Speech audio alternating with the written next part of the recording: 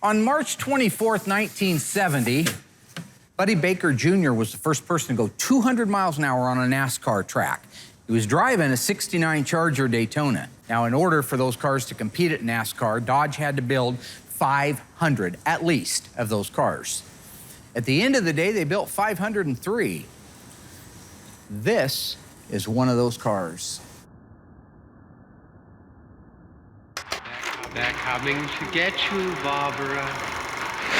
In Springfield, Oregon, dead Mopar muscle cars are coming back to life.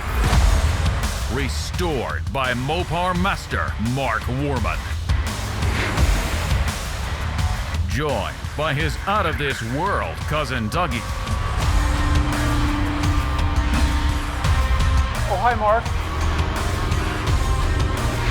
His apprentice and daughter, Alyssa. Whoa, whoa, stop. And his childhood best friend, Royal. Mark hates everybody. His protege painter, Will Scott. You got one job. This is Graveyard Cars.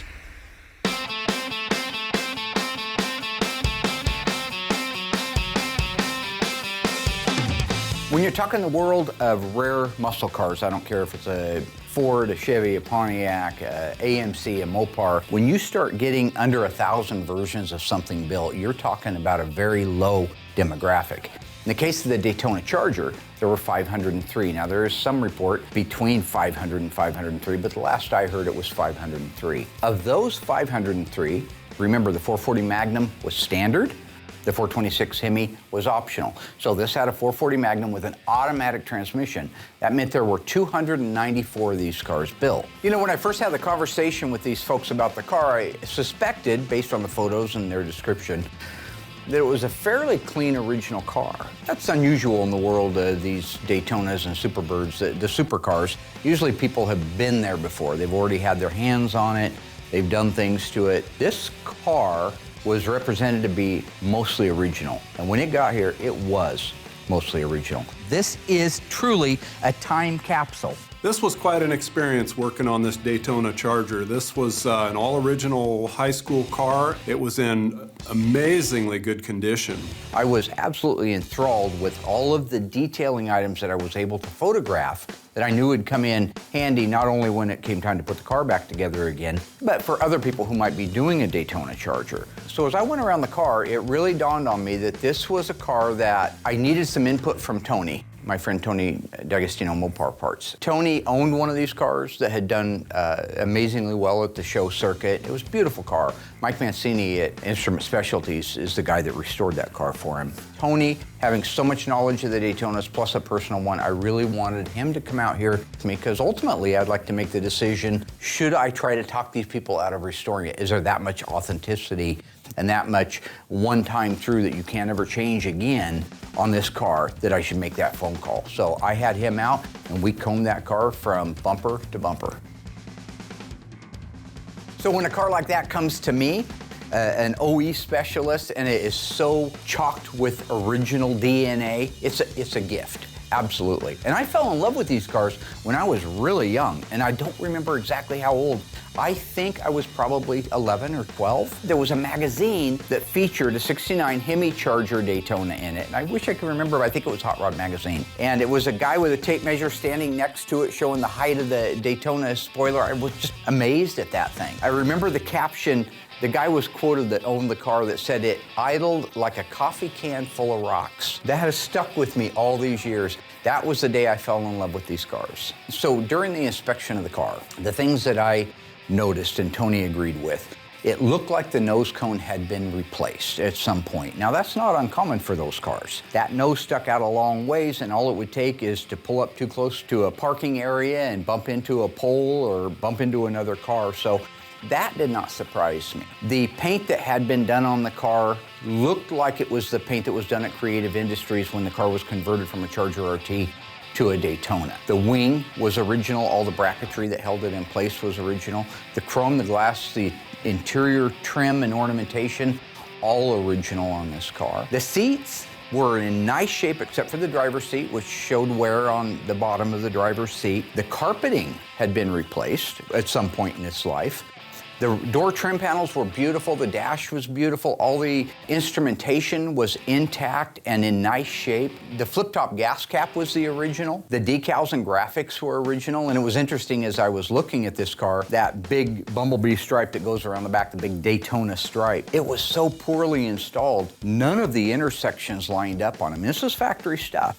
And you could see the way the deck lid fit. It had to fit how it fit. You couldn't have moved it either way, so it's not like later somebody readjusted the deck lid and that's why the stripe didn't fit. They just put it on that poorly. And there could be some shrinkage with the decal, possibly shrinking back, but you would think it would all shrink back at the same rate. If the quarter panel shrunk and the trunk lid shrunk, they should still be lined up. I think it was just poor mass manufacturing for a car that only had a few months to be built to be able to race at NASCAR. And so for me, one of the best little treasures I found in it, and Tony has this kind of stuff so it wasn't as exciting to him, but the original bottle of touch-up paint was still in the glove box. The original Chrysler Mopar, the stuff you would have got in the parts room back in the day, was in the glove box. And interestingly, of course it's called Hemi Orange, that's the color. The code in 1969 was V2, Victor 2. Because it was the first year for Hemi Orange. Hemi Orange was still available in 1970, so the paint code was EV2, E representing 69. It let people know that this wasn't the first year for the color was available a year before it. But this being a real 69 and being a real V2 car, that code on that bottle showing that they bought it in the parts room in 69 was V2.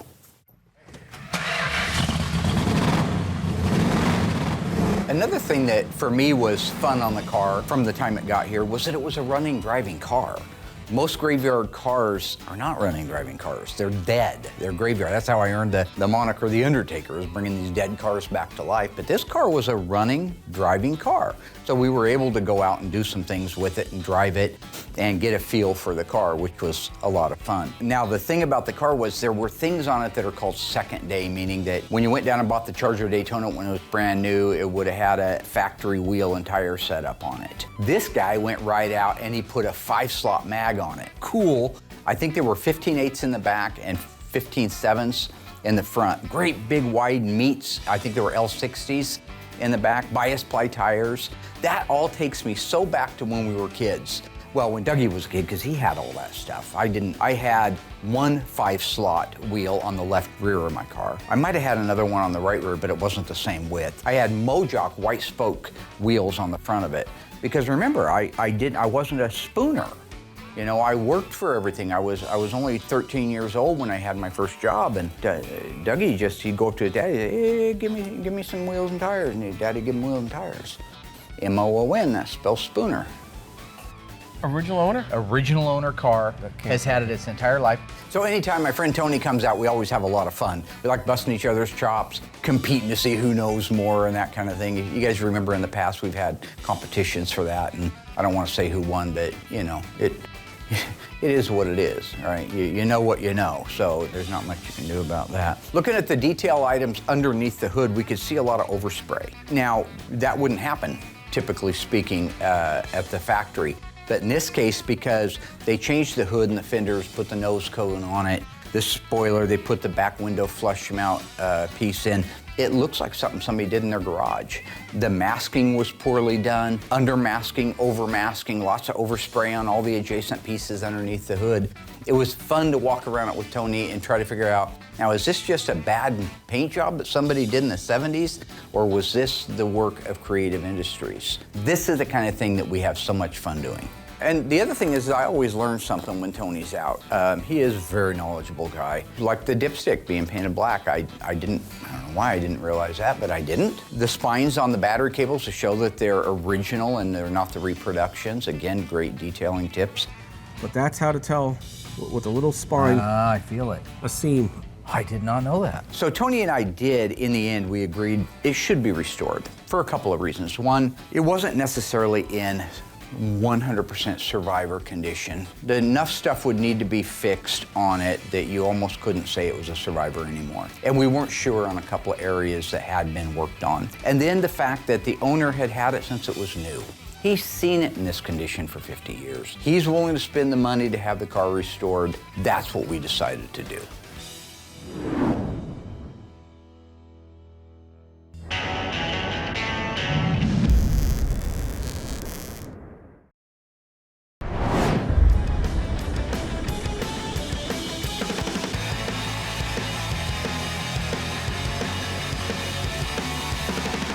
One really fun thing that we got to do with this car that I've never done before or since is we had a fan stop by who had just bought a Hellcat Challenger.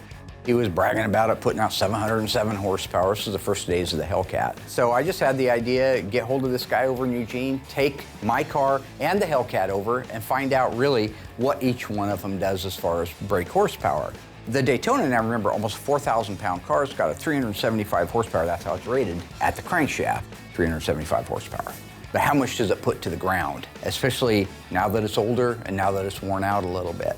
So when we ran that car on the dyno, it put out 205 horsepower to the ground, I think at about 5,000 RPM. That's amazing considering, like today, I drive a Hellcat Red Eye Challenger that puts 797 horsepower to the ground. It's unbelievable the difference in technology. And that's a small block, by the way. The Hellcat Challenger, it was putting out right at 700. They thought that it would go to the 707 if they could have got the intercooler cooler. The air coming in was real hot that day, so they couldn't get it down, get the temperature down. So it was putting out right about 700 horsepower. But that's amazing, again, to the ground out of a small block. It was really fascinating to be able to take that car out, go across the scales, go over and have it dynoed, and just drive it like we used to back in the day. A lot of fun.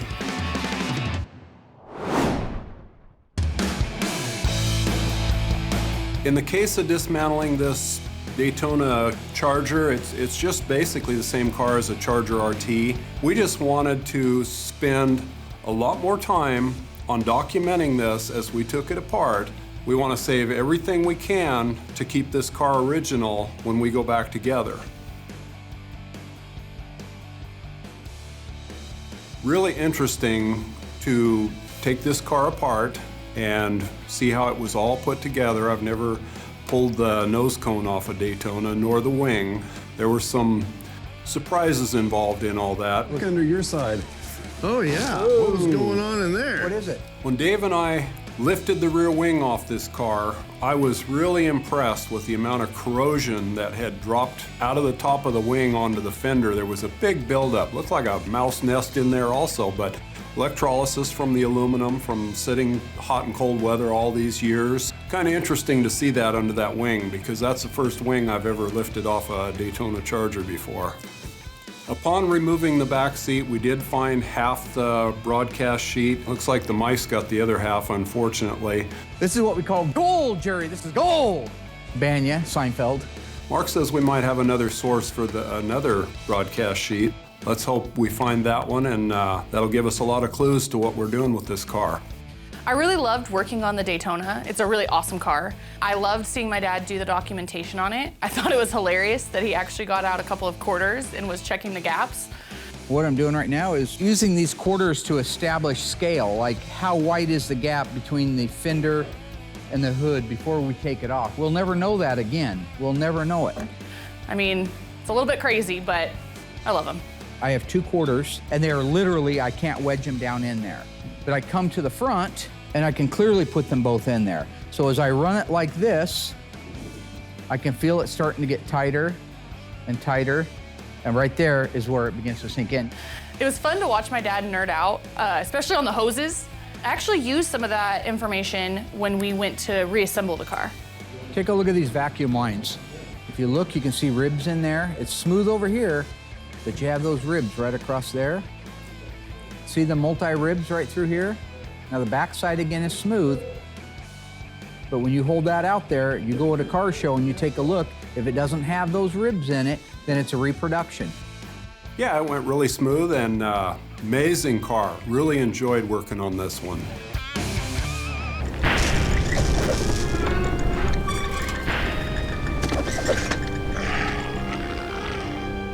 In a previous season of Graveyard Cars, we restored this gorgeous 1970 Plymouth Roadrunner. It was a factory FY1 lemon twist yellow, and it had the original numbers matching engine.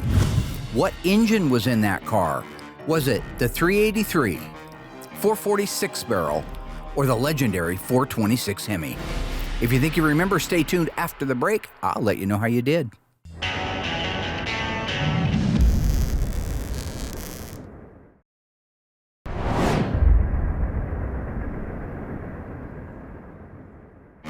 Welcome back, ghouls. How'd you do on that one? What engine did our 1970 Plymouth Roadrunner have from the factory?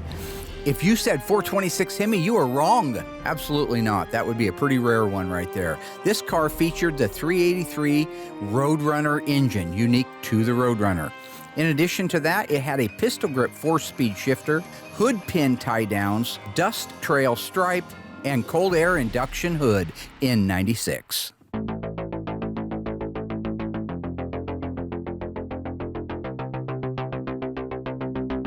One of the cool cars that Mark had when I was a kid, I believe was a 70 Superbird. It was a cool car because they're so unique. You know, with the nose, the wing, you'd never seen anything like it before. So doing this Daytona now, it kind of is exciting because while it's a different car, it's still a winged car. It's going the Hemi Orange, which is pretty common, but I've never sprayed a nose, I've never sprayed a wing. So doing a car like this, it's kind of iconic for me personally because I've been around them so long and this is just now my first one. Because it still is a Charger, this car has a lot of style lines. Give it back to the body man for the next block, and at that point, I'll go out there with them. No, that side looks really good, for sure. It's straight. I think you need a little fine tuning on your lines, just tighten them up a little bit. Just go over them, get familiar with the car, kind of explain some things that I've run into, because it's still, at the end of the day, is a Charger. So I've done a few of those, so I can say, hey, you know, you're blocking this line, but make sure you pay attention to this right down here. This is a problem area. So I like to make sure I have that one-on-one time with my guys. Just because it's the Daytona doesn't mean it gets any special treatment. Only difference on this car, it was a clean car to start with. So when it goes out to metal work, when it goes out to the body shop, the process is a little bit quicker. So the body man has the car. It's been primed, we've talked about it. It's time for him to start blocking it. He'll block the whole entire car, make sure his lines are crisp and straight with 120. At that point, I'll go out there and sign off on it, make sure it looks good. It comes to me, we will primer the whole car again. Make sure we've got everything dialed in. Then it will go back, he'll block the car out again with 220, bring the car back to me again, and then we'll prime it for the final time. We get the car back, we've done our final primer, let that dry for a week, and at that point, we'll bring it back into the shop, mask all of our lines, and we do that from start to finish to maintain how crisp they are. Block the whole entire car out with 320, then we will go over it with 400. It's a metallic car, but it's a very fine metallic, so we don't need to go anything past 400. At that point, we get it in the booth, get it ready. I'll seal the whole entire car. That'll fill all those little 400 scratches. Mark's always done the pre-paints for a number of years. He likes it, I get it. It does allow you to kind of cut some super small corners. If you're not sure if something's gonna come out great, it's just a pre-paint, so we'll see how it looks. But we've reversed that. You know, now we have a really, really good team here, so we just stop, spend an extra week or two on a car, and then just go right to final paint. When it comes to a metallic, you can't do it in single stage. You know, it'll model, it'll look zebra striped. It's very important you lay that metallic out. On this particular car, Hemi Orange, the metallic is so fine that you can't even see it unless you're in a certain light. You can get away with it on this metallic only, but other cars you just can't. And this was the last Hemi Orange EV2 that I did in a single stage. When Hemi Orange is a single stage, it's 3 coats and it's covered. And it's such a big car, by the time you get around the whole entire car, you're almost ready for your second coat. So doing this color in single stage, you can knock out a complete paint job in just an hour, 2 hours tops. Two-tones on some of these B-bodies are kind of tricky because they're a completely different color. Sometimes you have a formula, sometimes you don't. One of the great things about this company, we have 100 cars here. If Mark says, hey, it needs to go this color, go check out this car, here's where it's at. I can grab that part, bring it in, and if I can't get a color code to it, then I can just scratch build the color myself and then do that car based off another car that we have out there. There's 2 types of people that can do this. There's Mark, and then there's my helper, Noah. If I give Mark a single stage Hemi Orange car to buff, he puts his white coat on, He puts a gallon of compound on it. He grabs a buffer. He cranks that up as high as it goes. He puts that buffer on there, spits compound everywhere, burns the panel, and said, how could you do this? That's Mark's method. Noah, who I've trained over the past year and a half how to do this, very meticulous, little compound, low RPMs. And when you do it that way, you can buff it without moving the metallic. Because it's a single stage, that metallic's on top. So when you go do it Mark's way, it swirls that metallic around and it looks like a burn spot. When you do it my way or Noah's way, we can do it in single stage and just finesse it out. You know, it was a great car to start with. The whole process went good. Everyone really took their time. Car came out amazing.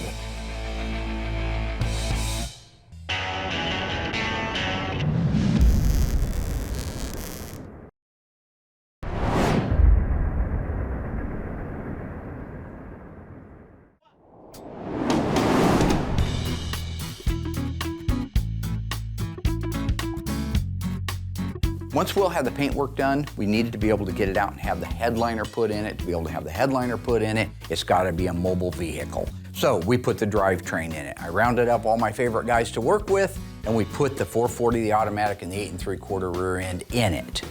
A hair back to the driver's side. Yours or ours? Which driver's side? The real driver's side this time. Okay.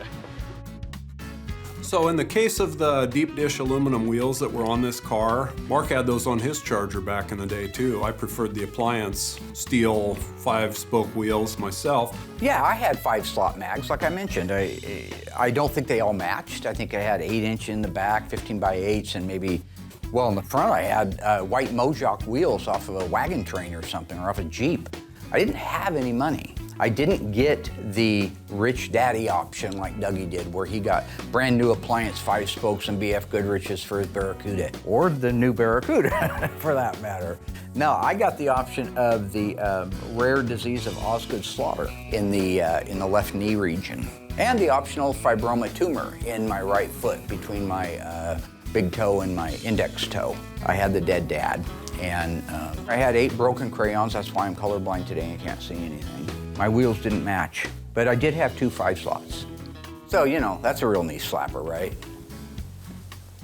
I just wanted to point out how these are my favorite tires right here. Oh yeah. BF Goodrich Radial TA. Yep. My favorite tires. The ones your daddy bought you when you were a kid. Yep. I bought Okay, them. you want to go pop those out real quick? One of the last components we have to do after the dash is installed is the steering column. Now, Justin has been restoring our steering columns here for a couple of years. Does a fantastic job. We use the original nitrocellulose lacquer with suede in it. We get it from Mike Mancini, so it matches the dash. We put in new bearing columns. We put in new turn signal switches. All of the wiring, the routing, the turn signal lever, all of that stuff is completely new or restored. He does a fantastic job on that. My dad has me running around and doing a lot of different things around here, but I totally don't mind. It is nice when I get to actually work on the cars though. And I'm not totally clueless. I know my way around a little bit. I helped Justin apply the sound deadener in a few cars. It was requested by the owner, so keep that in mind. Yes, it's not OEM, but this makes a car so much better driver. You can put the sound deadener everywhere in the car, in my opinion, except where you see it. So you wouldn't want it on the insides of the quarter panels, that's fine. You wouldn't want it on the wheelhouses where you can see it. But if it's hidden, put it on there. In this case, we've got Justin and Alyssa working together, who have really become a sharp team. So maybe I can just get Alyssa out here to help me with all of them. No, I don't mind helping. Too far? Too No, far? I can help, I'll help. No problem. Everything went smooth. Alyssa did an amazing job. She just kind of mimicked what I did on the other side. So couldn't ask for a better partner to help out with this. So the sound deadener makes a big difference. Without it, the car sounds really tinny and there's a lot of road noise. So when I build my Challenger, I'll definitely be putting sound deadener in. Justin did a great job putting the nose cone together on the car. There's a lot of pieces inside there. It's very intricate. So one of the cool and interesting things, well, it might not be cool to everybody, but for me was the nose cone. Taking that thing apart, just seeing how everything goes together basically in a reverse fashion. I didn't realize how complex they actually were. It was really good just to be able to see exactly how they did that at Creative Industries. So being able to take each piece apart, label it, and then, you know, snap a picture of how that went on there, it really just helped me out in the long run on putting that thing back together. And I thought another cool feature of that was they are spring-loaded. The headlight doors are actually spring-loaded to stay open, and they're vacuum kept down. Just in case your vacuum lines go out on you, it's gonna default to up. So if you're driving at night, you still got headlights. He was working on these cars when he was young, when he was growing up, because his dad was into these. So growing up my whole life, you know, my dad has been building Daytona tributes or clones, some people call them. Well, my grandpa was even making them before my dad was. I think I was probably born into Daytona. So him and his dad would work the weekends on these cars, and I didn't get that, obviously, because mine was dead. I didn't have the cars either, because we didn't have any money. Just being able to kind of use the knowledge that I've learned with my dad in these cars, I build these wings myself at home, but seeing a true original Daytona wing, there's just nothing like it. It's really cool. So I think he's basically what the CCR would refer to as the fortunate son. M-O-O-N, that spells CCR.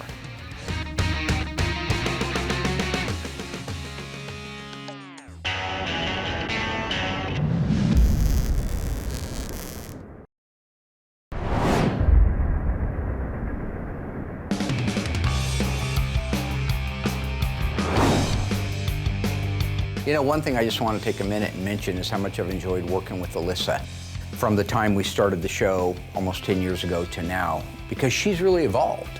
She cares more now. I have to say it's a lot of fun working here at the shop. For a long time, I really didn't have a lot of interest in cars, but through the years and watching my dad and all of his passion for putting these cars back on the road, it's kind of grown in me as well. She is my right-hand man lefty around here. She just is everywhere, and working with her is a blessing. And even though it gets really stressful working here every single day, there's so much at stake, I wouldn't change it. And she just had her third little girl, little Topaz. I love her, she's adorable. Her name is Topaz. Mark, it's actually Capri. Yeah, it's Capri, it's whatever. It's a Mercury product. I tried to talk her out of that. It didn't make any sense. There's a beautiful little child, and you rock it in your arms. Oh gosh, beautiful, look at those eyes, look at the, what are we gonna call it? How about Capri? You know? M-O-O-N spells Capri, I guess.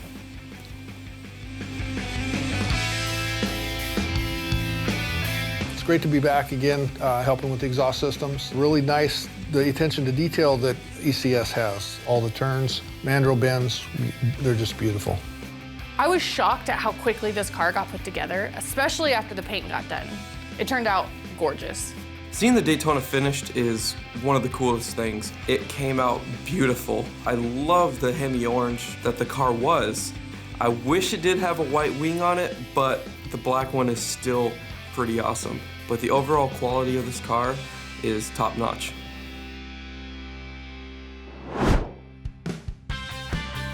This car came out fantastic. One of my favorite parts of any build is when I get to go drive it. Get out there and put the pedal to the metal. Drop the hammer on that thing. It is so much fun. All right, everybody, doing a road test in our 69 Daytona. First time out. Feels good. Just got it aligned, so we know the alignment's set. Feels tight. These cars really are a unique time capsule. When you drive it down the road, you cannot help but get thumbs up and looks. I mean, it is a rare car, it's a big car, and it's in your face. So knowing that everything on this car is the way it's supposed to be, my best part of the job is picking up the phone and letting the owners know it is done, the original owners, very unusual, and they can come out and check it out. Slow down, slow down, slow down, slow down, slow down, slow down. You know, one thing when I'm driving these cars is I like to pace myself with our camera van at about 20 miles an hour, 25. It looks like you're going faster, right? But we've got a new driver, a little tiny dancer. You remember him a few years ago, a little tiny guy, about 3 feet tall. He used to run our audio. Great guy, but he's a lunatic behind the steering wheel. He gets in there and he drops that hammer all the way to the floor, and he doesn't understand the concept. You cannot, it is not healthy or safe to film at 90, especially if the speed limit's 35. So all the footage that you see, I've got my foot almost to the wood trying to keep up with him, and he won't listen to the radio. I say, Tiny Dancer, come in. And he won't come in. You know what that's like? So basically, I'm driving a 69 Dodge Charger. Just happens to be a Daytona version, 1 of 503. Brakes feel good. Steering's pretty tight. Our guys up at Firmfield always do a stage 2 rebuild on these, which give them a lot firmer feel than they were from the factory. It's more responsive. Any of you that have driven an old Mopar know that sometimes that's real sloppy, that power steering, like you can do it with one finger. This one has a little bit more resistance to it. That feels good. Speedometer's working well. All right, we're gonna turn around here. Let's check the turning radius out on this bad boy. All right, get turned around. Headlights are working great. I can see the reflection in front of me, very nice. Instrument Specialties did our dash assembly. It looks really good. Everything's functioning good. Oil pressure, temperature, fuel, alternator working like it should. Turn those down and go back to just park lamps. Got to have some cool stud lights going on there. Let's run through some manual gears here. Got it down so if you can see I'm in low, manual low. Want to see how it performs that way. That's how I used to drive my old Charger, like it was a stick. Boy, that feels good. Boy, that's a lot of torque. Speedometer, no shaking, no rattling, no rolling, setting right at 25.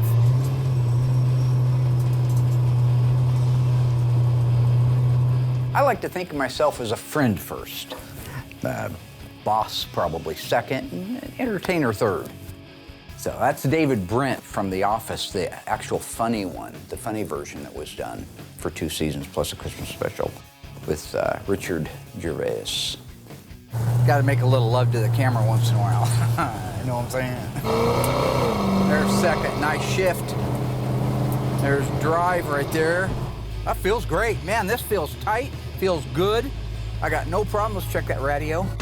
I don't like the rock, but I'm digging steep shimmy. A Fords ain't my bag, I'd rather drive a Hemi.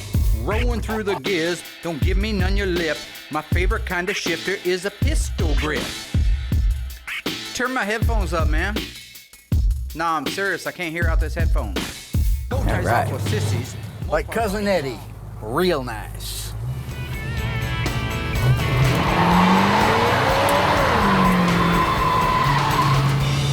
That feels good, solid, good solid burnout. All right, folks, we got a 69 Charger Daytona, rocking and rolling, turning and burning. Ready to head out on the highway, going home to Florida.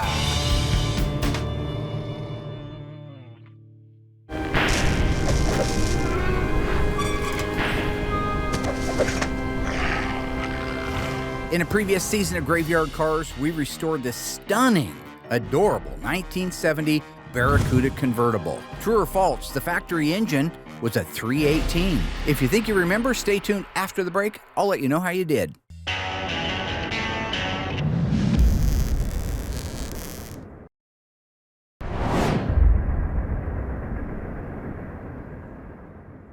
All right, ghouls, how did you do on that one?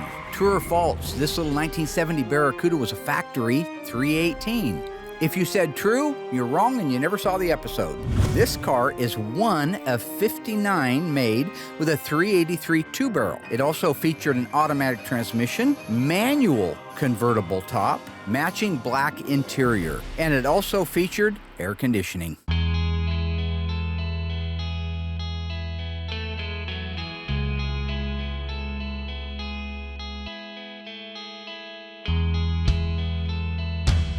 Once I got back from the road test, the first thing I did was went in and called the owners. They're down in Florida, let them know it is done, you are green light to go. They were booked on the next airplane out here. I have been waiting forever to hear the entire story of this car and how it got into their family and how it spent 50 years in the family. Again, one of the best parts of my job. My name is Michael Walton. Mine's Julie Walton. My dad had this guy, this dealer, call him on a car that somebody had ordered, and they decided they wanted a car earlier because they're going on a trip. He had this car, so I went in with them, and I was 16 years old. We looked at it, and I liked the car, and he thought it was kind of unusual, and he decided not to get it. So I went home, and then the next day from school, I come home, and he had bought the car and had it there for me. So he bought the car for you? Yeah.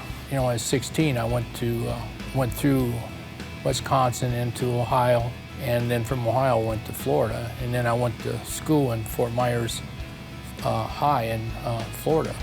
High school. Didn't get that option. Nope. If you look back through the 1980 Springfield High School Miller's Log, I had to buy on eBay because I didn't get one because I didn't go. And you go to the senior class, you see here in the W section, Warman would be right in here, and there's no Warman in there. It's so weird. I'm just oh, no, that's right. My father had passed away at that time, and we had a limited income, so I ended up having to quit school, tend to the tumor in my foot, and get a job washing cars so I could help out with the family. No graduation ceremony for me, no robe and hat in the air. Surgery on my foot. Touch and go, almost had to amputate it. They thought it was cancer. It turned out it was benign. Thank you, Lord, Mom, for praying. So, those are my golden years. Well, I was 17 when we started dating, and we eventually then went and run off and got married in the car. We went to South Dakota. Huh. My first girlfriend stabbed me in the back. On the way to South Dakota, I had an affair with a guy in Washington, big corn-fed, backwoods-ass Sasquatch-looking thing. That's what I got. Well, I was going to school in a little small town in North Dakota, and his family had just bought a farm, and they were there for the school year, and he was bringing his sister. And my dad bought a farm, too, June 25th, 1975. I saw him drive by. And, of course, he looked like he was pretty stuck up driving that car. But anyway, we kind of got together and dated. And Spooner. We did run off to South Dakota. So on the way down, he's driving through a little town, sees a carload of girls, and he starts waving at them. It's just a perfect little world, isn't it? No. Yes, he says this, but he keeps telling himself. His hands yeah, waving. he keeps telling him that himself that so to I make waved himself back. I saw those too. Yeah. Of course, the I funeral. knew I was in trouble once I seen. Ever been a pallbearer in your own dad's funeral? With this car, people would wave or recognize you, you know, and I'd always wave back, and you know, but it was. He's always liked the attention. It already drew attention. But that was in '72, and we're still married, going on 49 years. So, we watched the show, you know, and I knew he wanted the car redone, so it was a surprise for him. The only problem is we couldn't get the car without him. So Mark set it up where he called, and then surprised Mike on the phone, and told him we were redoing the car. Because Mike had to be the one to start the car to get it loaded. It was a surprise for him. I was happy because I knew that he would do a good job. I was surprised, yeah, and I was glad he was doing it. What is your fondest memory in the car, in general? I'd have to say when he first picked me up for our first date, he brought the car and went to a dance, didn't we? Yeah. School dance. Yeah, my first date, my brake pedal bounced off the floor of the car. Did a Brody in their front yard and ripped up the old lady's favorite flower. Sorry. We run back to get my mom's Impala, take her out on a date. In Florida. My mom had a Plymouth Superbird, a yellow one. My dad had got it was 1970. It was brand new from a dealer in Fargo, North Dakota. It had a 4-speed six-pack. I had an Impala. We had When that I had an Impala. and I tried to buy it. My dad ended up selling it to somebody. How do you try to buy a car at 16? Would have liked to have it. So then I found another car exactly like this car about 4 or 5 years ago. Vitamin C Plymouth Superbird, 4-speed with the 6-pack in it, and it's pretty much identical to that car. So I ended up buying that car. And then there was a Daytona, a white fin and a white interior. We first got married. We've seen this car used. It had like 3,200 miles on it. We had it for a little while, and then we started farming. We needed money for farming, so I sold it to my brother. A few years ago, I bought a car similar to that with a white fin, and it was red, Daytona. Anyway, I bought it for her, so. And then we have another red Superbird, Tor red, but it's kind of like a Hemi orange. So we got 2 Superbirds and these 2 Daytonas. We have 4 kids, and they all want this car. So we thought we bought 3 more, and we can just each have one, you know. So. I don't need that. Just, all I do is think about driving into oncoming traffic. The more I hear, I'm just finished with that stuff. So you guys can finish up your little interviews and all your little happy crap and send it to the network. MOON, that spells cut.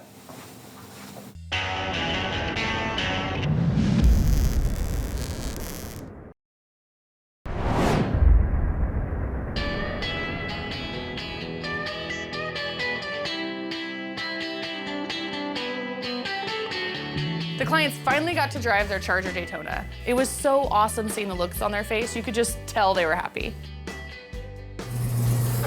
Oh, the heater works. I can feel heat. You ready? Just like I remember. Yes.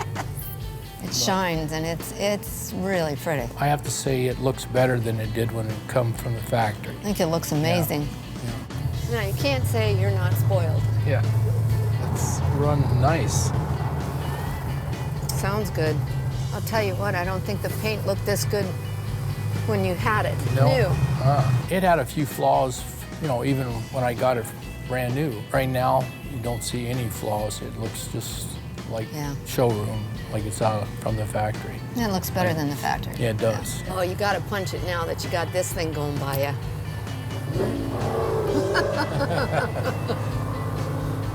He's wanting to race. Yeah, he's wanting to race. I don't think it was worth keeping it as a survivor. The original engine had already been stolen, so.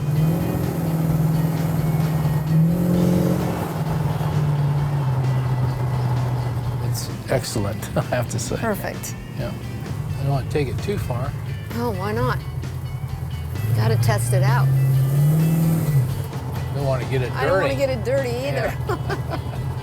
We're going to take it to some shows and we're going to drive it, you know, a little bit. You know, not a lot, but we'll be able to drive it, you know. Show it off. Yep. It's a pretty car. Don't hit any rocks. We don't want to chip the paint. Well, you should be happy about this one. Yeah. Oh, I'm very happy, yeah. Excited. How fast do you think it'll go? It'll go plenty fast. Well, you're not gonna take it up to 160 and blow it up again. No. Kind of blew it up a couple times racing. Yeah. So it did get put in the sheds. It was like when we were kids, you'd go out and you'd have Hemi-Cudas and Judges and all different kinds of cars, and you'd go out in the back roads in North Dakota, you know, you'd end up racing, and top end, it was pretty fast, yeah. I can't wait to get it home. From the start, working with Mark has been really good. Never had a problem. He's always been really, really good about getting it done. So can you two stand in front of the car and I get a picture? Absolutely. Yes. Do that. Yes. Great. Thank Got you. it. Yeah, you bet. You bet. Yeah. Yeah, thanks, Mark. Oh, man, Of course, absolutely. it's nice. I really appreciate all the hard work they've done and how nice it's turned out. We do. I'm Yep. real happy. I'd like to thank all of them Yes. for what they've done. It's exactly how I wanted it to turn out for him. It's quite the car. I can't believe his dad bought it for him. And it's just They did amazing. a really good job. Yes. Great place. Greatly appreciate it.